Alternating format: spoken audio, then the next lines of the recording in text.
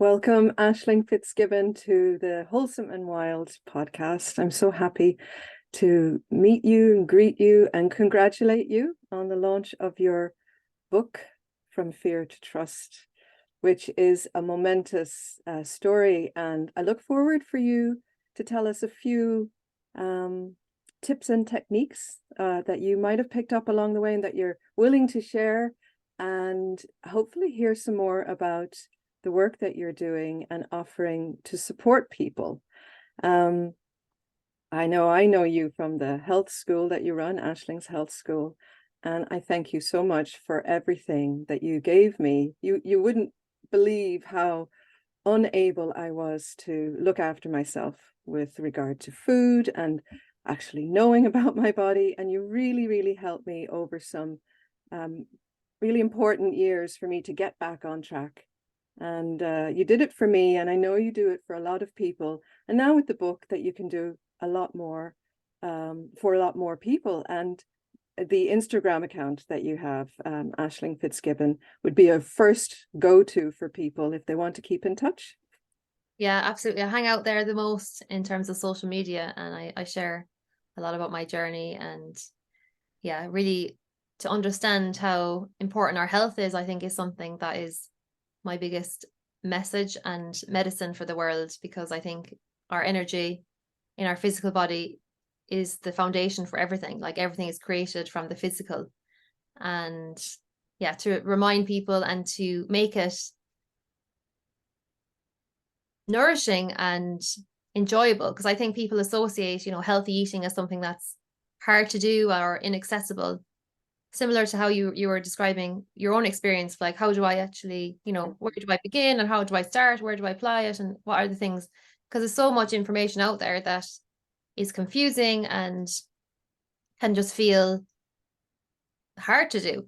Whereas I feel for me, it's being able to bring it back to the basics. And, within my book, like I talk about how important it is to nourish the nervous system. And when our body is in fear, our nervous system is put into fight or flight or freeze or fawn. So it's, you're in that kind of adrenaline state where you're feeling stressed and you're feeling contracted and you're feeling tense.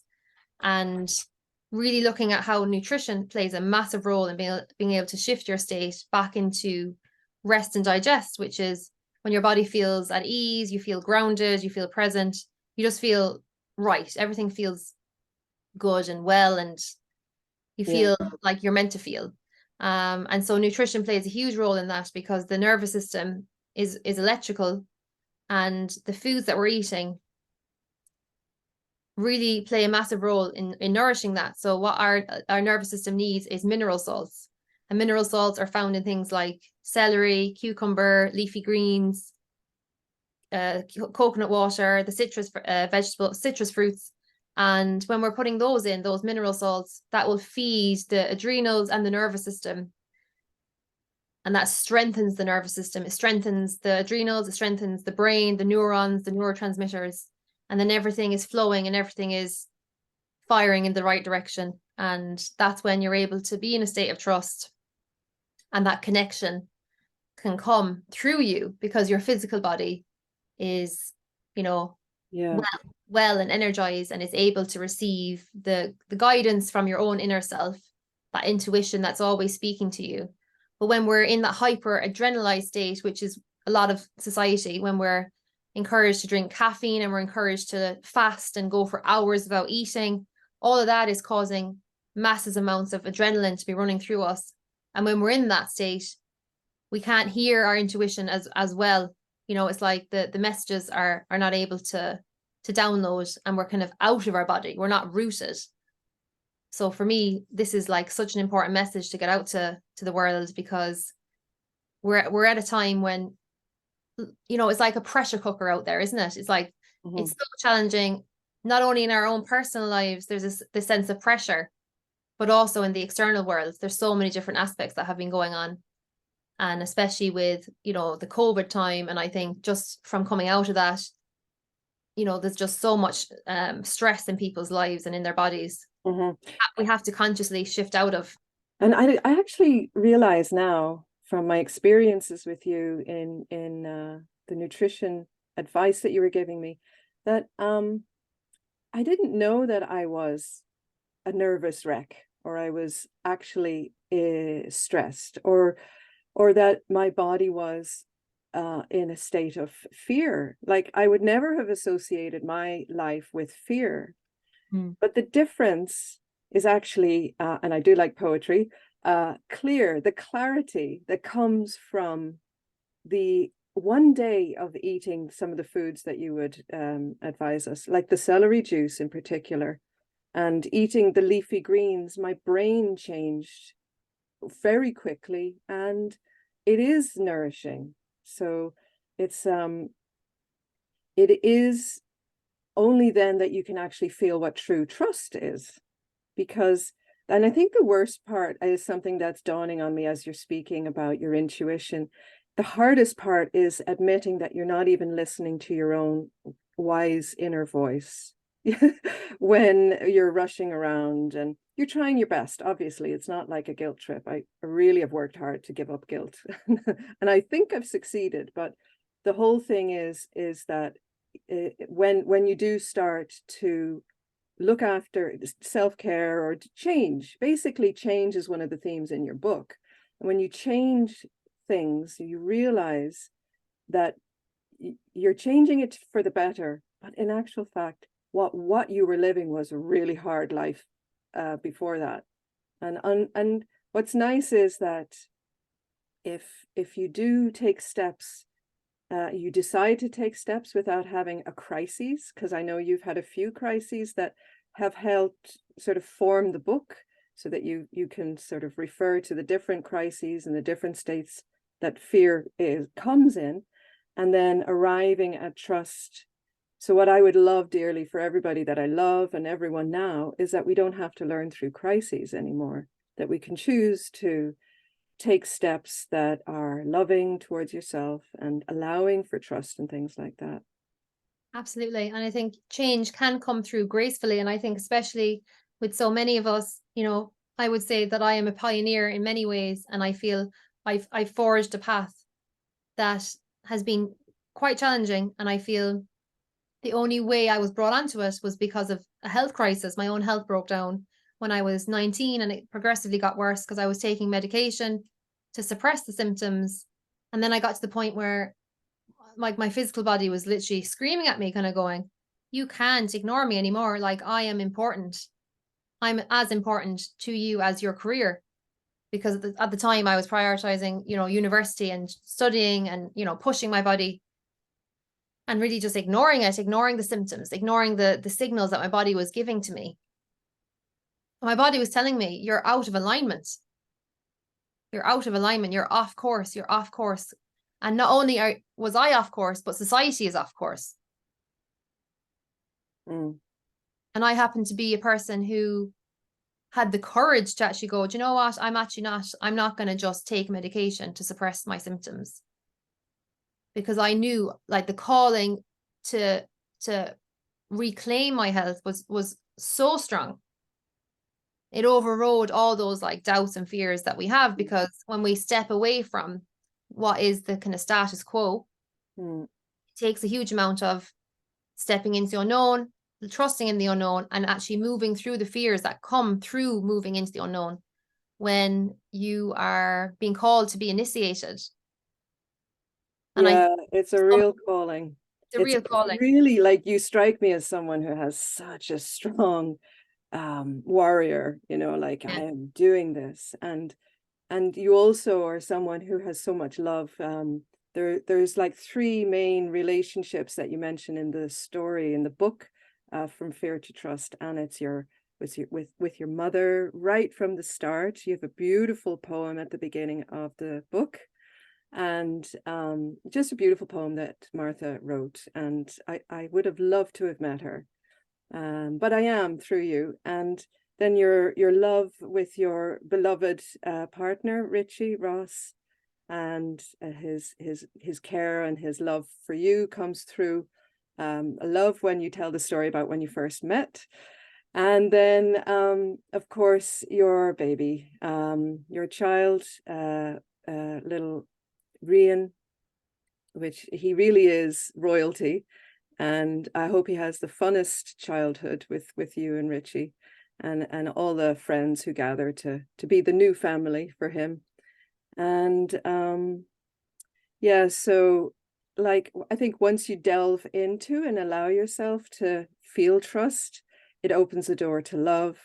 And of course, I know that you have been studying the emotions that are pure and joyful and balanced and things like that. So that sort of comes along with everything that you're offering as well. And just a little bit more perhaps about change, because you know, to change, it is an inside job, as you say in your book. And then things on the outside change as well, and get better the better you are at loving yourself. So can you talk about the action that you were taking and why you decided to change from being against fluoride, which you informed a lot of people about, and just a wee bit about that, so we can get people might remember you as the girl against fluoride. Yeah, absolutely. Yeah. So I was campaigning actively for 4 years, and you know, the Girl Against Fluoride was created, and it was a co-creation between myself and my mom, and it had a massive impact because we actually, in the end, all of the major town and county councils in Ireland all voted to remove fluoride. So really, on a democratic, you know, the people have spoken and they said, we don't want this added to our water. There's no need for it to be added to the water. People can take care of their teeth. There is no need for harmful chemicals into our water supply. But then I realized, you know, this constant fight that I had against was just really just reaffirming the system that I don't want. You know, I see, okay, that's what I don't want. And it wasn't even through my own choosing. It was like this life force energy that was flowing through me, creating and manifesting all the support and all the situations that opened in the campaign. All of a sudden, in the September of 2014, it just stopped. It was like the life force, it was like the plug just was plugged out. And my mom and I just felt like, oh, you know, we've come up against a brick wall completely. And it was through a conversation with our mutual friend, Kira. And I said, you know, I can't keep fighting. And she was like, there is another way. And that's when I went on this journey of learning about metaphysics and the inner workings and how our beliefs are creating our reality, and how my power is best used when I'm actually creating what I want. And that's what we're in right now. It's actually, what is it that we want? What is it that we love? And cultivating that internally first within my own self,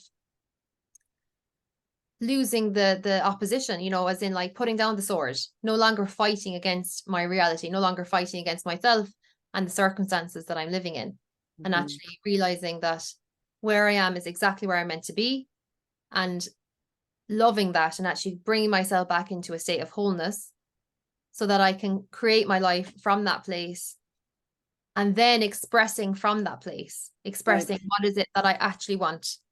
And then those who are in resonance with that will just tune into that automatically. And then in time, the external systems will be changing. And I can already see that. Like I already see out in the marketplace, like all of these amazing toothpaste companies that are creating alternative remineralizing toothpaste that are all natural. They don't have anything harmful in them, but they're more effective than fluoride. So I can see that like the consciousness is changing around that. So it's like, instead of being like, I'm against that type of toothpaste, or I'm against those chemicals in the water, it's attuning our whole awareness and energy and life force into what is it that we're creating that creates health? What is it that creates healthy teeth? What do we need to understand, and how can we start to live that? And we can't expect the government to do that unless we're doing it. So that's what the journey brought to me. I was like, well, I have to live this and embody this. And then I share that with others. And then I've created Aisling Health School as a container to actually pour all of my creation and life force and my essence into, so that others can be catalyzed into that expression in their own life. And for me, that's where the change is going to come from. But I understand, especially from actually training as an occupational therapist, where you have to learn that change is not something that is overnight. It has to be broken down into the tiniest, most simplest steps, because that's where a lot of people veer away from any of this, because it feels like, oh my gosh, how can I possibly change all these parts of my life, because it's already feeling overwhelming. But the thing is actually to make it so simple, so easy, that you start to do it, and it's a journey. It's like you do it, and you keep on that path, and it starts to become second nature over time. You start to build a foundation, and then slowly but surely that new foundation replaces the old. And we have to do that in our own lives first before we ever see that happening in the outer, the greater society. So it's like we have to do it in our microcosm first. I mean, you're a testament to that. But because you were born for it, we each were born to do something, and what actually happens is, in my experience, when I eat more greens, simply, my teeth and my nails feel stronger. And when so I then get the freedom to be who I am because I have a fully healthy body. There's nothing more frustrating than knowing that there's something you really want to do, but you're inhibited and you don't know how and why. And I do think to start with the body is one thing. And it's so much more than that. And life becomes easier in my experience because you're not so on edge if the nerves are the first place to start. I did actually just want to bring in something. My own grandmother, she used to say, if there's one thing that I could change, when I asked her, because I did a little recording with her as well, and it was, I wouldn't worry about anything. If I could change anything, I wouldn't worry. And in my mind, that's kind of the same thing, like being fussed, being anxious, being, all of those things don't need to be a driver of life. They're not even a driver. They kind of don't help. So yeah, definitely. But I would say, it's like but I would say to those who are kind of listening in and they're feeling like, oh, that feels like me, I feel like I'm feeling tense, I'm feeling stressed, and that feels like a predominant experience in my life. And I would say that that's not anyone's fault. Like, nobody's creating that themselves, but it's that the conditions that we've been living in have created that, because again, we've veered away from nature so far, and we veered away from a lot of like the feminine principles of understanding, like that we move with the seasons, that our bodies are ebbing and flowing, all the time, like nature, that we move through all the different, like spring, summer, autumn, winter. And the more that we can sync up to that and return to that, then we're able to really move out of that adrenalized culture that we've been using, because we've been in constant state of spring and summer, a constant state of overdoing, when our bodies, for us to adapt, we have to be able to bring us back into really honoring our own natural rhythm and our own energy.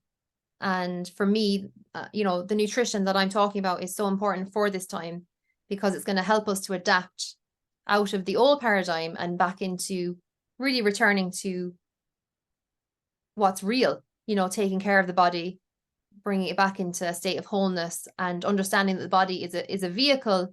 And oftentimes actually disease will manifest because we need to awaken parts of ourselves that are not being attended to.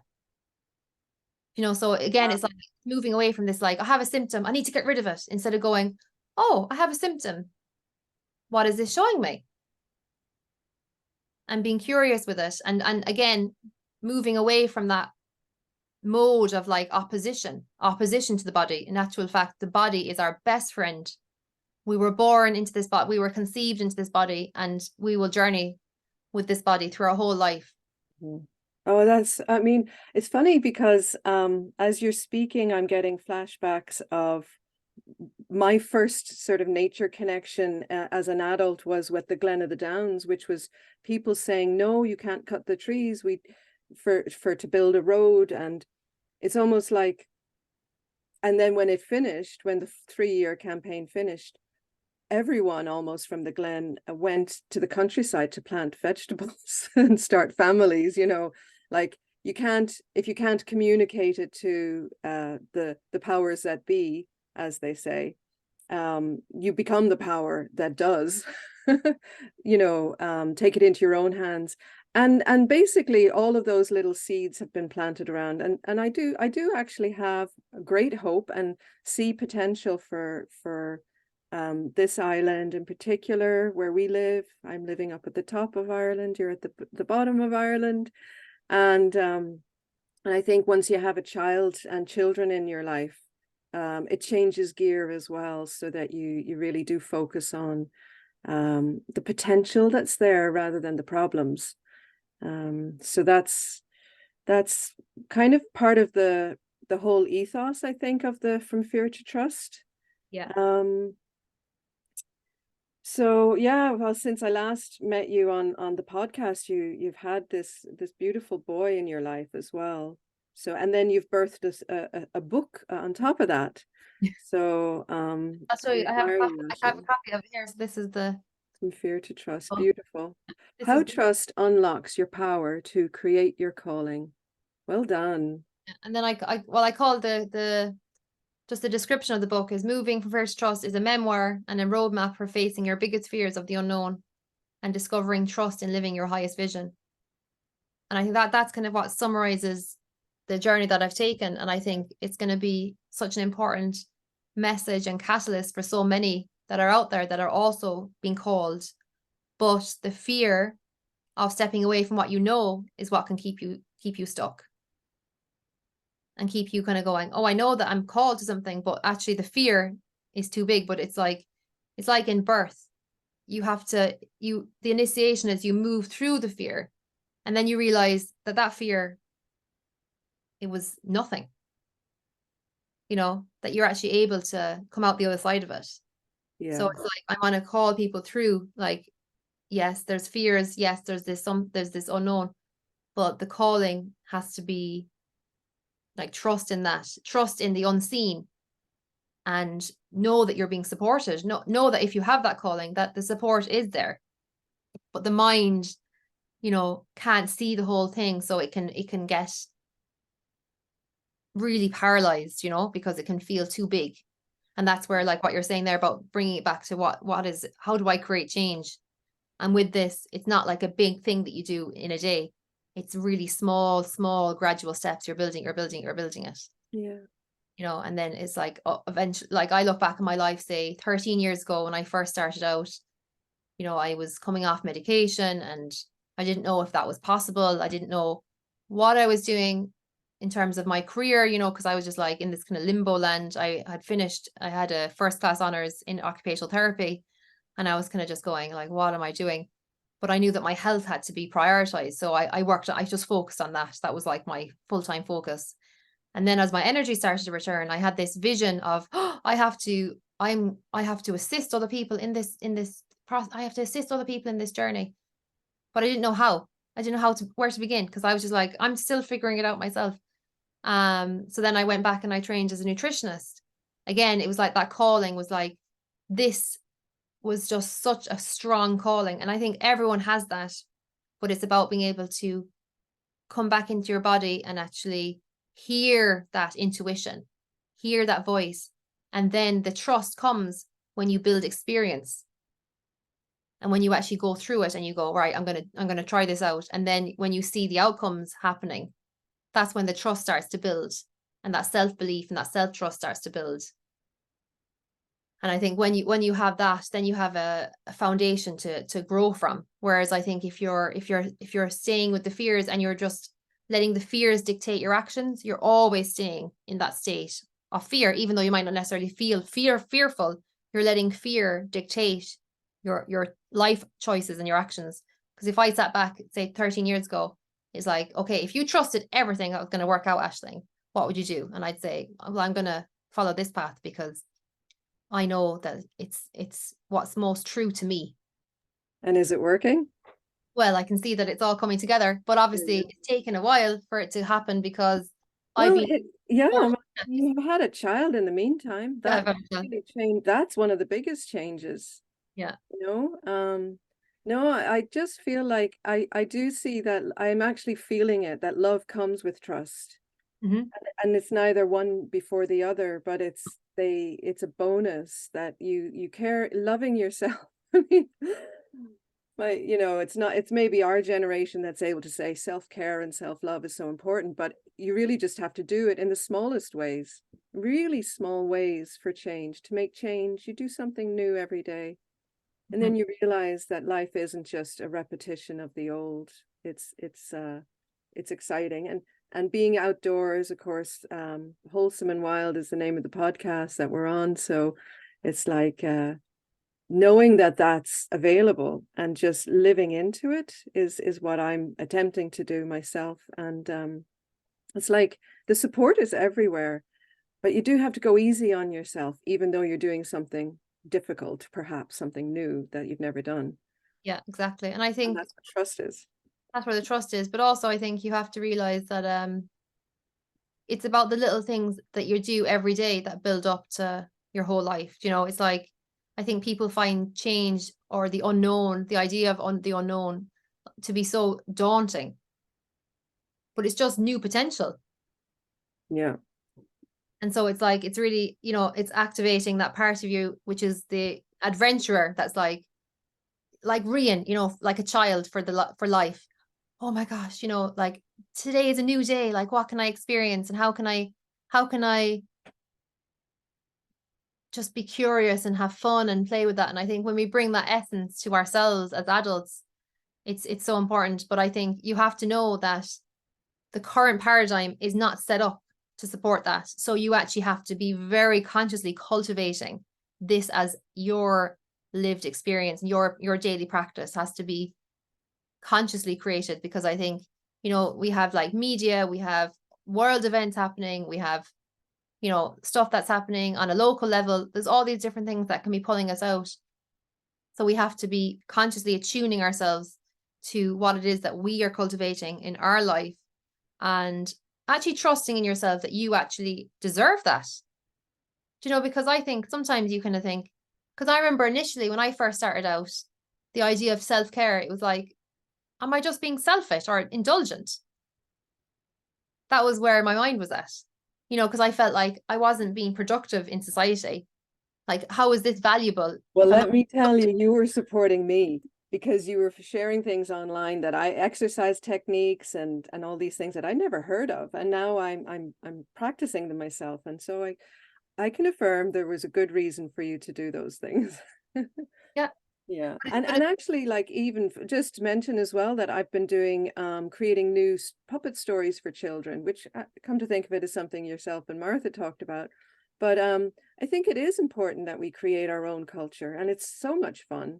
It's like you maybe take a taste of the past and a template or something from the past, but to know that there's another story, there's a more refined version of stories. There's it's much more exciting to feel like you're making your life happen, but it's also, yeah, I mean, there's a technique. That's why I think that I'd love to send friends to you for either short courses or longer courses, whichever you're going to be offering over the coming years, and also the book.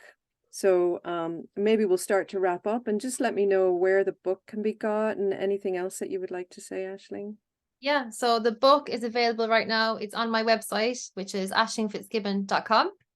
And when you order the book, you're going to get a free workshop, Moving from Fear to Trust, where I go through some of these concepts a little bit deeper. So I've created, it's the 4 pillars of moving from fear to trust, which are the 4 kind of foundational parts that you need to put into your practice to be able to move from fear and into trust. So I look forward to you receiving that and reading the story, because I think the story itself has so much medicine in it, because I've heard from so many now that have read it how they can see their own selves in the book, and how it's helped them to really understand this journey. And yeah, it's just giving the rawness and the depth of this is exactly what I've journeyed through. I've laid it out on the table, and you can see how it's all progressed, and it is a roadmap for being able to apply that to your own life and to understand that moving from First Trust is not a one-off event. It's something that, you know, we're always going to be brought to new edges of like the unknown, and, you know, that new potential to be expressed is always going to be, you know, there's always going to be new unknowns. So for this, it's a real message for this time to kind of go, no matter what you're being called to do, you can move from First Trust. You can follow what you're called to do, whatever that looks like for you.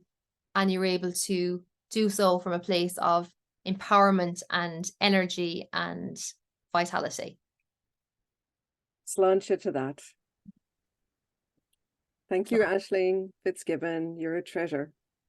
Oh, thank you, Kathleen, for the opportunity to come on your beautiful podcast and to journey with you all these years, and to hear how the callings that came through me, how that has had an impact in your life. It's so heartwarming to see that, yeah, it's always been divinely guided from the very beginning. I look forward to hearing and seeing what comes next from you, Aisling. Thank you. Thanks, Kathleen.